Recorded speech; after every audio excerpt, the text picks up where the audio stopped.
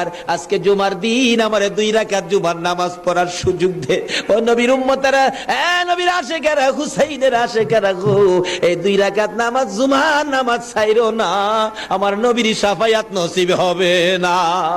রক্তে লাল হইয়া যদি হুসাইন 2 রাকাত জুমার নামাজ পড়তে পারে গো, আজকাল থেকে কথা দিতে হবে জীবনে কোনোদিন জুমার নামাজ ছাড়তে পারবা না।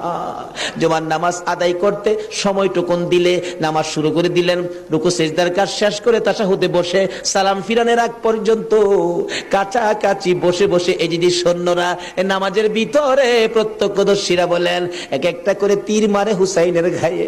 ডান দিক দিয়ে যদি তীরটা মারতো, বাম দিক দিয়ে বেরিয়ে যাইতো, সামনে দিয়া মারলে পিছন দিয়া বেরিয়ে যায়, এই কিসিমের তীর গো নামাজের ভিতরে 72টা তীর লাগাইছে।